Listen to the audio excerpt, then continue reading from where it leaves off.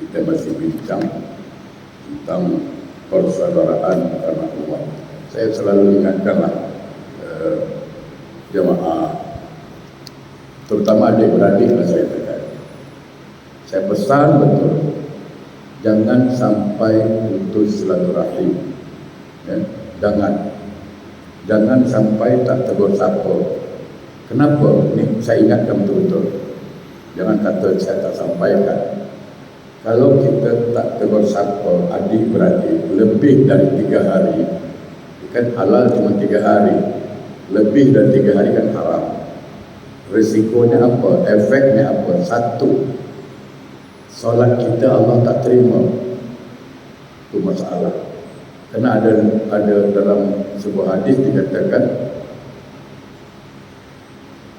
khamsatun laisat salatuhum. Ada 5 orang yang solatnya Allah tak terima.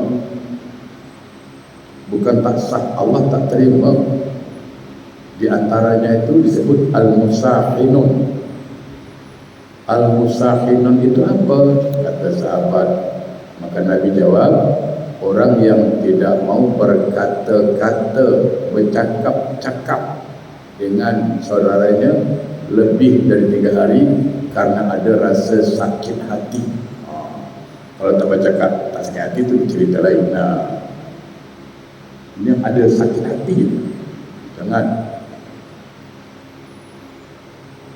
Satu, solat ditolak. Kalau sudah solat ditolak, macam mana yang lain? Itu satu risiko. Yang kedua, kalau dia mati orang ini, yang putus hubungan saudara ni, kalau dia mati dia su'ul khotimah, mati dalam keadaan maksiat kerana dia lakukan yang haram, putus silaturahim. Itu. Yang ketiga, dia tidak masuk surga. Kenapa? Karena Nabi mengatakan dalam hadisnya, la yadkhulunal jannah qatimur rahim. Tidak akan masuk surga orang yang putuskan silaturahim. Nah, jadi efeknya berat betul. Maka saya ingin katakan apa? Kita memang bukan orang baik, ya, saya akui lah. Cuma kita akan berusaha memperbaiki diri. Kita bukan orang baik, ya, tapi kita kan berusaha untuk memperbaiki diri kita. Nah, kita tak mampu nak mengamalkan ayat Quran banyak, okey, faham, tapi satu tak boleh. Ayat tu ada 6,600 lebih ayat Quran. Nah, hari ini saya minta satu aja, amalkan satu itu. Apa kata ulama? Barang siapa mengamalkan satu saja ayat Al-Quran, satu ayat, dia amalkan dia, itu lebih baik, besar fadilahnya daripada khatam Quran 70 kali. Apa ayatnya? Ayat An-Nisa, surat An-Nisa ayat 1.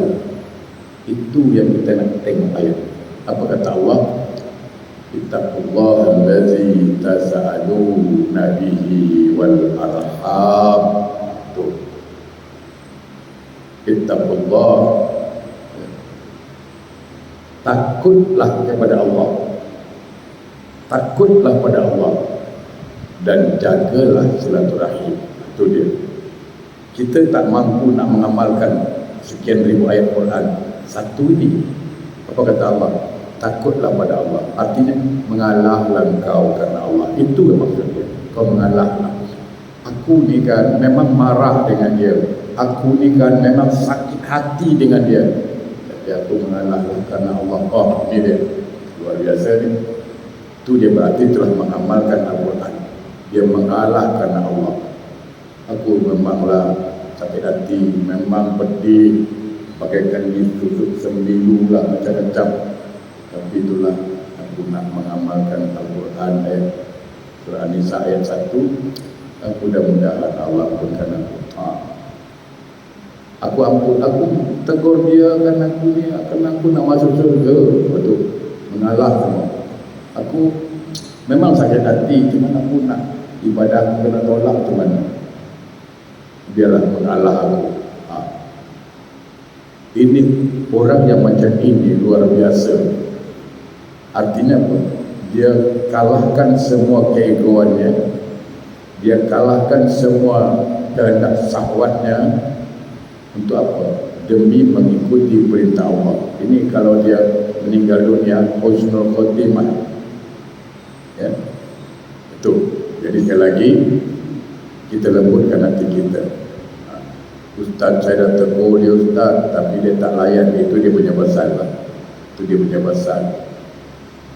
Tapi ustaz, dia ni memang keras ustaz. Ada juga gitu. Keras ustaz. Okeylah, minta dengan Allah. Saya selalu mengatakan apa? Ada satu amalan, satu doa, tapi saya lebih condong menggunakannya dalam bahasa Melayu. Kalau bahasa Arab agak jemaah susah menghafalnya, saya katakan cepat sangat.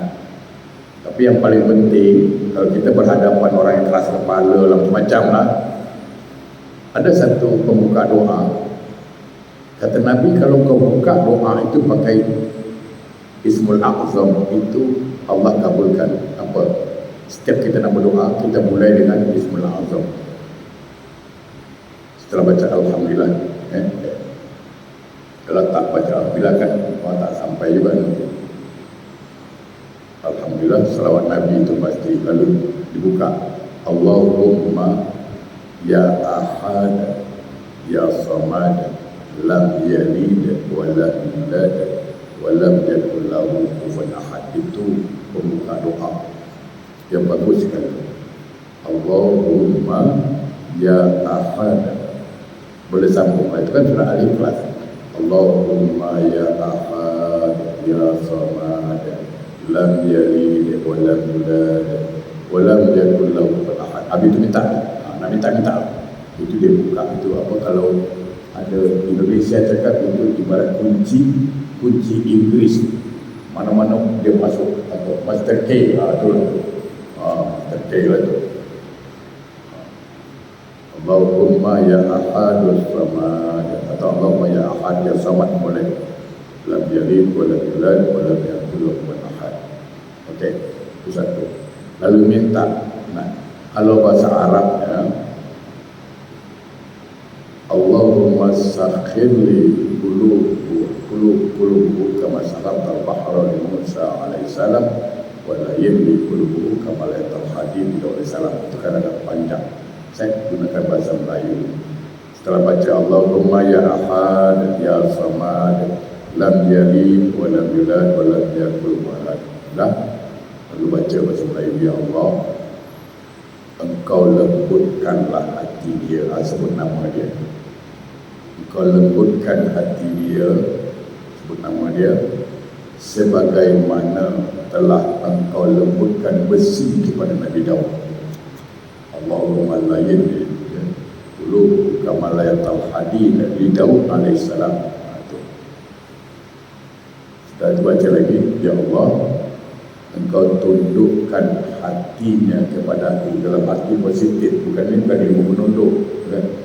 Engkau tundukkan hatinya kepada aku sebagaimana Engkau telah tundukkan lautan kepada Musa alaihissalam. Itu dia. InsyaAllah suami garang pun jadi lembut hati, bukan lembut cakap, nanti salah faham pula. Kalau lembut cakap kacau nanti. Assalamualaikum, nak makan ke belum? Itu lembut. Itu taklah, kalau lembut itu lembut hati. Suami garang kadang-kadang kan, okey, anak lawan ini yang keras hati, baca kan, insyaAllah. Itu pesan yang pertama, mengalahkan Allah. Baik, kita halaman 16 bagian bawah, perkataan para salaf. Ini satu lagi saya ingat, bab salaf ni saya pun dah ingat. Ada satu soalan lupa saya. Tapi ni soalan sebenarnya kalau saya nak kata susah nak jawab, tapi tak apa saya jawab juga. Funny pun ada, dia saya katakan lucu pun ada, entah orang berfikir ke tidak. Dia cakap apa? Ustaz, kalau seandainya bermazhab itu bagus, bermazhab tu, mazhab itu, tentu sahabat tak ada mazhab dia. Tengok Khalifah Umar tak ada mazhab, ikut Nabi, masuk Abu Bakar, Uthman, Ali. Jadi kita ni langsung Quran, hadis, Nabi ikut, tak ada mazhab-mazhab. Sahabat tak ada pakai mazhab. Saya nak cakap apa orang macam ni? Imam Malik, Imam Syafi'i, Imam Hambali, Imam Maliki itu lahir tahun berapa? 200 lebih kurang 150 sampai 200. Abu Bakar Siddiq tahun berapa? Ini orang belum lahir, mana ada mazhab dia belum lahir. Apalah orang macam ini betul. Ini tak masuk akal. Ini tak payah mazhab-mazhab kerana sahabat tak pakai mazhab. Memanglah sahabat tak ada mazhab, mana dia belum lahir apa. Ini saya baca salahnya tadi baru tengok. Baik. Umar Ibn Khattab berkata, liqa'ul ikhwani jala'ul akhwani wa iza warazaqallahu mawadatan ri'im muslimin fatasabbata biha. Bertemu teman-teman menghilangkan kesedihan jika anda dikaruniai oleh Allah ketulusan cinta kepada seorang teman semuslim, peliharalah dengan baik. Okey. Sabtu lalu kita katakan apa? Hadis Nabi, al-muslim aqul muslim. Orang Islam saudara orang Islam yang baik. Ya. Jadi memang ya, kalau kita dah berkawan, bersahabat, berteman baik, itu terkadang melebihi saudara. Ada kerinduan terhadap teman itu, sehingga sekarang ada istilah reuni. Sekolah lama kan ada itu, tapi sekarang reuni sekarang tunjukkan masing-masing. Itu masalah dia, ya kan? Jadi semakin banyak teman itu semakin baik. Cuma saya nak pesan lagi satu. Ada satu hadis Nabi, seseorang itu tergantung siapa teman dan dia akan ikut agama teman. Saya ingin jelaskan. Saya rasa kalau Cikgu Alimah atau seorang cikgu dia faham maksud saya. Anak kita katakan apa? Engkau pilih teman. Bukan berarti bukan teman orang kaya, bukan. Jangan salah faham. Sebab apa? Sebaik apapun anak kita, didikan kita sebaik apapun lah, kalau dia berteman dengan orang yang jahat di luar, dia akan jahat. Betul saya kata. Kau baik macam mana lah. Kita di rumah baik, tapi di luar, karena dia berteman dengan perisap dada, berteman dengan kaki lepak, yakinnya dia akan ikut. Karena orang kata Nabi, seseorang itu tergantung siapa teman, dia akan condong ikut perangai teman. Itu masalah. Terus saya jauh. Kita panggil anak kita, Jamil, sekejap, mak suruh kau pergi pasar, boleh? Tak, cak. Mak, sekejap. Dia tolak. Pergilah, mak nak masak. Nantilah mak. Penatlah. Dia tolak. Kawannya di bawah peluk, dia SMS, Jamil, aku turun ke bawah, langsung dia turun. Tengok, kita mak bapak dia suruh, dia tolak. Nantilah, kejaplah, macam-macam. Kawan dia tak payah mulut SMS, turunlah bro, aku ke bawah ni, ujung turun dia. Dahsyat tak pengaruh kawan? Dahsyat. Jadi kita bukan nak katakan kau pilih teman, bukan nak pilih orang kaya, bukan. Pilih yang baik. Itu kita harapkan. Pilih yang baik. Yang sejahat apapun anak kita, kalau dia berkawan dengan orang baik yang selalu ke masjid, insya-Allah lambat atau cepat dia ke masjid. Itu dia. Jadi kita bukan apa, memang harus pilih kawan. Memang kan ada orang cakap, ya tu kawan pilih-pilih, mestilah. Ada yang cakap dengan saya tu, kalau ustaz kawan pilih-pilih, Isteri suruh pilih, beli mentimun pilih, beli nangka pilih, apa lagi? Beli mangga pilih tak? Beli apel pilih tak? Takkanlah pilih. Kau ni apa lah? Kadang geram juga. Ya kan? Sedangkan beli buah-buahan pun kita pilih. Apa lagi tu? Isteri pilih. Ya kan? Apa lagi? Tangan masalah pilih. Kenapa? Karena Nabi mengatakan seseorang itu tergantung temannya. Tapi kadang-kadang itu ini kewajiban kita. Kita tahu kawan ini bukan fitnah. Kita tahu dia ni CCTV ke kampung. Semua dia tahu. Ada orang tu pasal juga di kampung saya tak bayar CCTV. Kampung saya tak ada CCTV. Kenapa? Makcik-makcik tu semua CCTV. Kau tanya buat apa dia tahu. Itu kata-kata. Jadi kalau di kampung saya makcik tu semua CCTV. Saya balik aja sampai ke rumah, kita tanya makcik tu, semua tahu apa yang terjadi. Siap dengan time dia. Itu. Jadi tak payah pasal CCTV ke rumah saya, semua dah banyak CCTV. Jadi kita tahu ini orang suka fitnah, ini orang suka mencerca orang, ini orang suka menghasut, suka dengki. Okey, kebetulan saudara kita dah mulai dekat dengan dia. Jadi kaki tipu juga perempuan ni, ya kan? Saudara kita dekat, dan kita berkewajiban untuk melarang. Ingat, kita bukan benci dengan fisik orangnya, kita bukan benci dengan bentuk orangnya, tapi kita tak suka dengan sifatnya.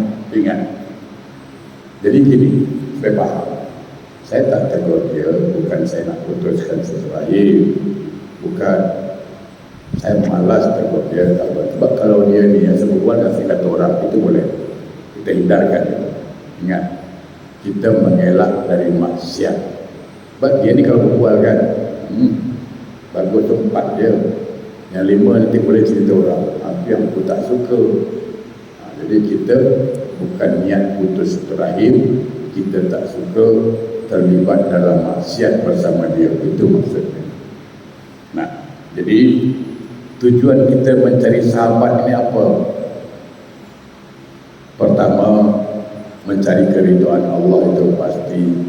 Kedua, untuk kita saling bertukar-tukar pikiran. Itu. Maka punya sahabat yang macam ini, yang baik, yang mau saling menasihati kita, itu dipelihara. Memang mencari sahabat yang baik itu susah.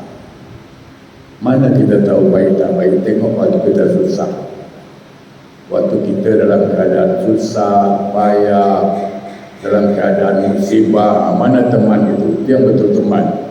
Kalau ketika senang, maaf, kalau istilah kampung saya, kalau saudara kaya, kentut dia wangi. Itulah. Dia kentut dia wangi, kentut kau. Itu dia. Macam parfum luar negeri. Kenapa kekal bau dia? Ya kan? Tapi kalau miskin, wangi pun kita bau, kata dia. Betul. Jadi kita berteman, bersahabat. Kalau jumpa sahabat yang baik, pegang kuat-kuat. Sahabat yang baik yang macam mana, Ustaz? Sahabat yang baik itu ialah yang mau menasihati kita kalau salah. Itu baik dia. Dan saya akui, saya bertemu dengan orang Singapura yang baik, sahabat baik banyak. Saya tak sebut nama. Ada satu hari, maklumlah, saya bukan kata apa, saya satu orangnya kadang-kadang suka ketawa, kadang suka bergurau, ini semua kadang-kadang lah.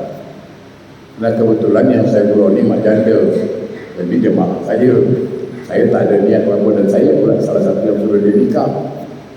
Kadang saya cakap, nikahlah, jangan kau lawa, silakan kau manis, pasal kau ni banyak orang diabetes, silakan. Ya kan? Saya selalu turun ke dia, pasal kau ni belum nikah, banyak kawan-kawan saya kena diabetes, kenapa tak tahan tengok manis kau cepat nikah. Saya cuma cakap gitu. Betul ada yang malu beritahu. Dia beritahu kawan saya, tengok ustaz dengan janda tu boleh dekat. Padahal saya cakap tu dekat pasar tu, bukan cakap dekat dua mata, bukanlah. Kita lagi minum, dia lewat, saya tak beritahu. Tahu tak, satu hamba Allah jumpa saya, ustaz, I very important to you, kata dia. Saya perlu cakap dengan awak. Tapi memang dekat dengan saya. Bilang kenapa? Tak tahu tak jemaah cakap apa dia ni. Apa dia cakap? Saya kan tahu kan. Ustaz dah dekat dengan janda tu. Saya langsung nangis. Saya peluk dia. Inilah sahabat saya. Inilah sahabat saya. Kenapa dia tegur saya? Ustaz memang dia cakap, dia tak ada apa-apa, tapi kami dah ribut ke jemaah kata saya. Itu pernah kejadian. Pernah kejadian itu. Saya peluk dia. Sebelah, kau lah sahabat kan. Banyak orang tak mau tegur, padahal salah. Menurut saya tak salah. Menurut saya, tapi menurut jemaah kan salah. Dan saya harus terima itu. Alhamdulillah, jadi kalau saya jumpa dia ketawa. Dia dah kahwin dah sekarang. Alhamdulillah lah. Selamat dunia akhirat dari fitnah. Betul. Jadi sahabat yang baik siapa? Sahabat yang mau menasihati kita ketika kita salah. Baik, Ali bin Abi Thalib berkata, alaikum bil ikhwani fa innahum muddatun fid dunya wal akhirah, la tasma'u ila qawli ahli an-nar fama lana min syafi'in wala sadiqin hamim. Okay. Hendaklah anda mempunyai banyak teman, karena teman itu adalah bekal di dunia dan akhirat. Tidakkah anda dengar keluhan penghuni neraka? Tidak ada penolong bagi kami, tidak pula seorang sahabat karib. Okey. Ini namanya syafaat sahabat. Jadi di akhirat itu nanti banyak pertolongan. Syafaat Nabi itu jelas. Tapi jemaah perlu ingat, kadang-kadang kedekatan kita bersahabat itu kadang-kadang menjadi penolong kita di akhirat nanti. Ya. Atau orang miskin yang kita bantu, anak yatim yang kita bantu setiap Jumat dengan Jumat Berkah. Saya baca sebuah riwayat, ada orang miskin atau anak yatim, contoh, ketika masuk surga, sebelum masuk surga Allah kasih tahu dia, cuba kau ingat siapa-siapa orang yang pernah tolong kau di dunia dulu. Kau tolong.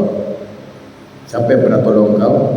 Kau cari, engkau pimpinlah tangannya, bawa dia masuk sekali. Jadi saya ingin katakan apa? Semakin banyak orang tolong kita, semakin banyak kita menolong orang susah nak yatim, semakin banyaklah tangan akan menggapai kita nanti di akhirat. Ada satu sahabat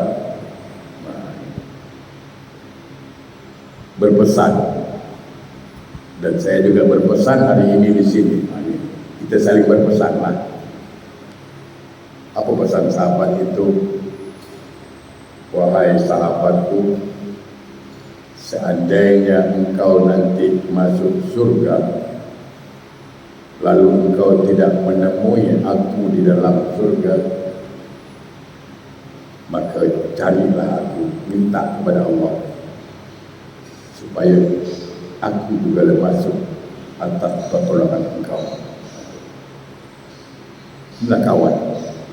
Sama, kita saling berpesan. Ya.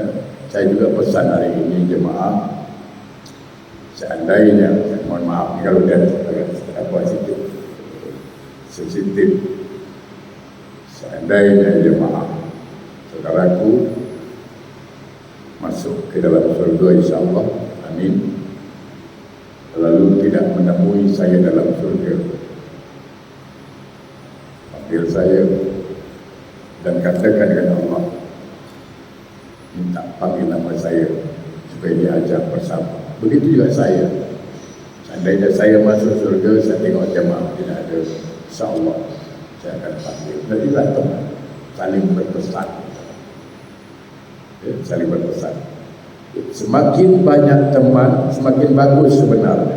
Cuma saya pesankan, jangan pernah bangga punya teman terlalu banyak. Jangan bangga.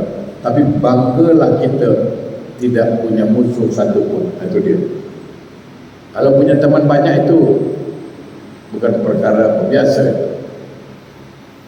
Tapi tak punya musuh, itu dia baru kita bangga. Ya, baru kita bangga. Ya. Kenapa? Karena teman nanti insya Allah banyak di antara kita rezeki itu lewat pintu teman, banyak juga pintu sahabat. Artinya semakin banyak teman, semakin banyak rezeki kita. Okay.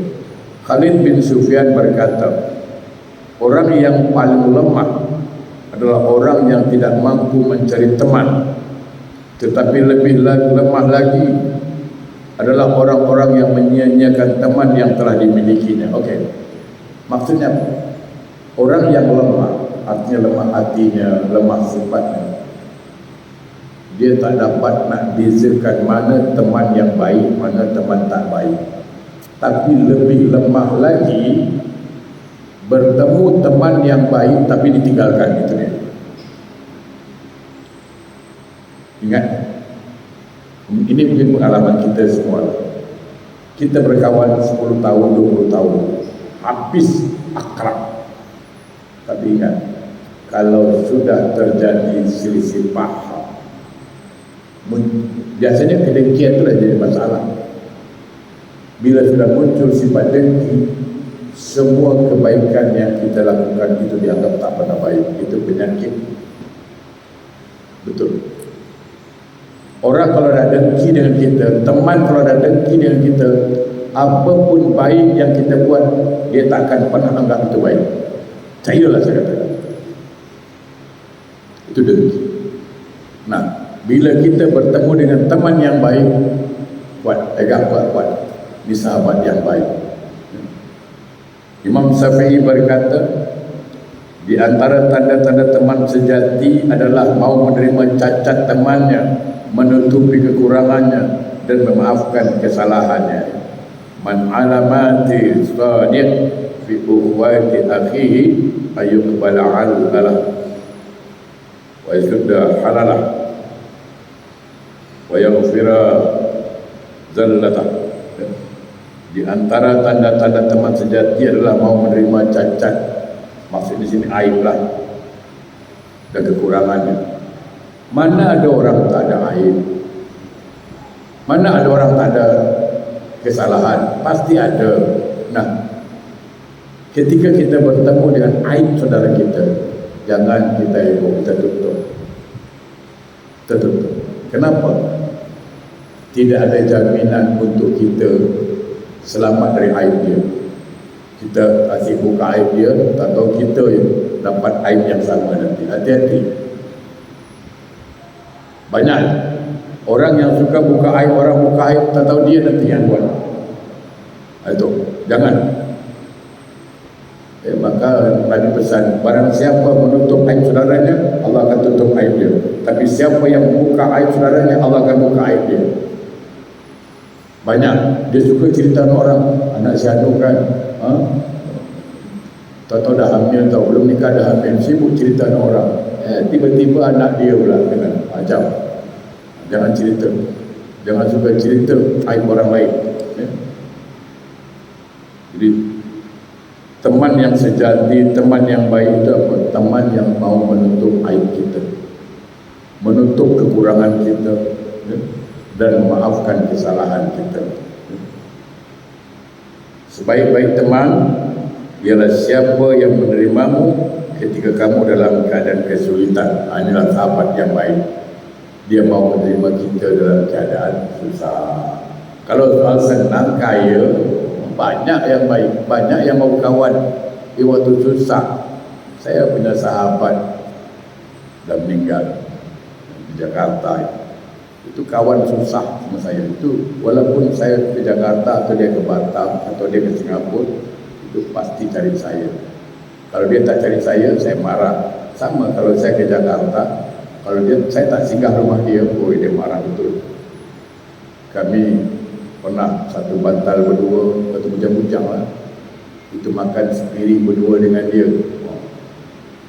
Sama selesai kita jualan kain, baru buka kedai lah. Buka kedai, saya di kedai itu kadang laku, kadang tak laku kan gitu. Atau kalau dah tak laku, makan pakai ikan bilis. Ikan bilis tau tak? Berapa kecil? Patut pakai kacamata makannya. Makan bilis tapi kacamata membesar, nampak ikan tongkol, bau. Ya kan? Saya, itu ilmu dia. Makan ikan bilis pakai kacamata sikit, dia nampak besar ikan selam. Ini ikan tongkol ni.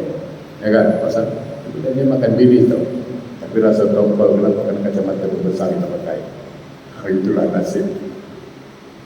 Jadi padi tumbuh je yang bilis makan berdua atau lama berkawan dengan dia. Jadi kalau punya teman macam itu, jaga baik-baik.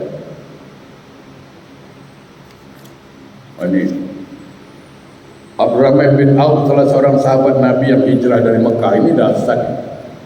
Jadi sahabat Nabi yang dari Mekah ke Madinah disebut kaum Muhajirin, yang dari Madinah disebut Ansar.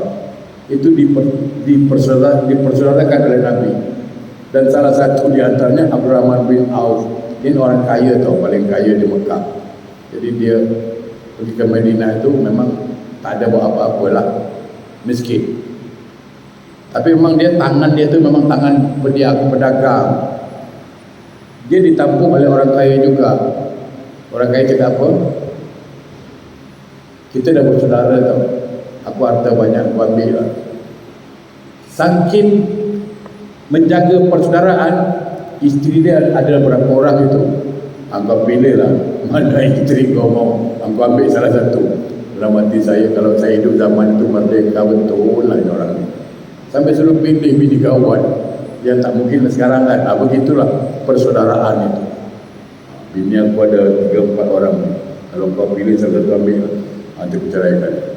Waduh, luar biasa persaudaraan mereka. Ya. Seorang menemani Abu Ishaq, Ibrahim bin Adam, ketika nak berpisah dia berkata, ingatkanlah aku akan aib yang anda lihat pada diriku. Okey. Jadi gini. Kalau memang ada aib kita, kawan bagi tahu supaya kita boleh memperbaiki diri, itu bagus. Ingat menasihati kawan, menasihati anak, jangan depan orang. Boleh jadi haram hukumnya. Kenapa? Jatuh marwah orang. Kadang nasihat orang maki-maki. Tak, aku nasihat kau faham tak? Itu bukan nasihat, marah. Kadang-kadang mak nasihat anak, mak nasihat engkau, tak. Ingat nasihat kalau dengan emosi, maka yang terima emosi. Nasihatlah datang dari hati. InsyaAllah hati yang terima. Yakinlah saya kata.